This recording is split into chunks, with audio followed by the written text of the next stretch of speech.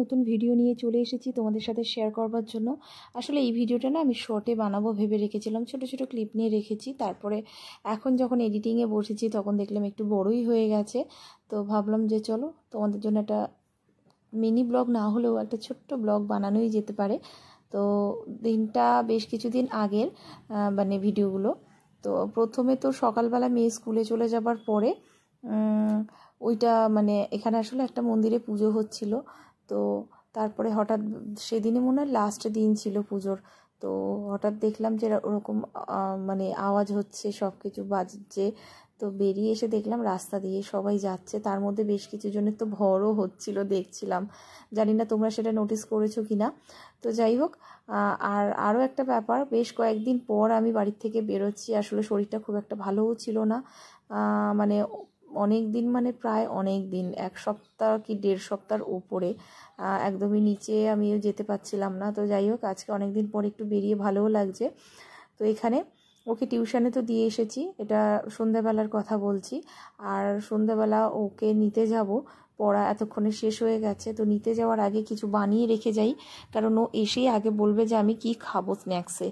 তো এখানে আজকে পপকর্ন বানাবো, কারণ কয়েকদিন আগেই এই কর্নগুলো কিনে এনেছিলাম। তো ইচ্ছা হচ্ছিল অনেক দিন ধরে পপকর্ন খাবো, তো ভেবে রেখেছিলাম এটা কিনে তারপর একদিন বানাবো। তো বেশ কিছুটা আমি এখানে বানানোর জন্য মানে বাটার দিয়ে বানাচ্ছি। তো ওটা আমি বসিয়ে দিলাম প্রেসার কুকারের মধ্যে, কিছুই না, একটু বাটার দিয়ে ওটা বসিয়ে বেশ কিছুক্ষণ নাড়াচাড়া করে আমি প্রেসার কুকারের ঢাকনাটা বন্ধ করে দিয়েছি। আর এদিকে ততক্ষণে দেখো দুধটাও গরম করে নিচ্ছি। সকালবেলা তো এমনিতেও কিছুই খেয়ে যায় না স্কুলে, আর সন্ধ্যাবেলাটাই একটু এই দুধটা দিই, তাও খেতে চায় না। আর ওর জন্য দুধটা ঢেলে রেখে বাকি দুধটাতে আমাদের চায়ের জন্য বসিয়ে দিলাম। তো আমার আর মায়ের এখানে চাটা হবে। আর ততক্ষণে এদিকে দেখো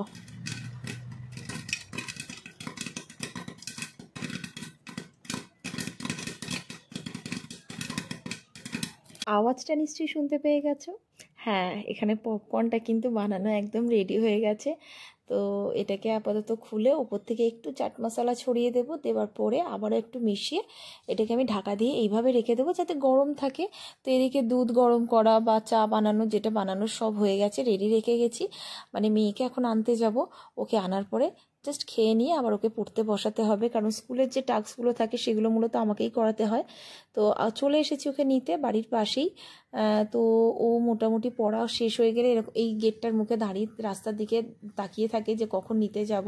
তো আমাকে দেখতে পেয়েই ও টিচারকে আগে বলতে গেছিলো উপরে যে আমি নিতে গেছি। তো আপাতত ব্যাগ নিয়ে চলে এসেছে।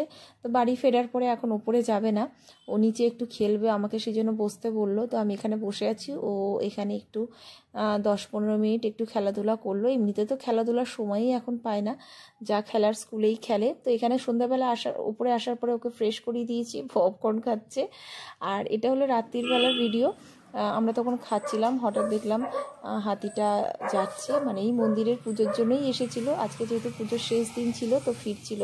তো পায়ে শিকল বাঁধা আছে। আমি না প্রথমে ভেবেছি নুপুরের আওয়াজ কোথা থেকে আসছে, তো তারপরে বুঝতে পারলাম। তো কেমন লাগলো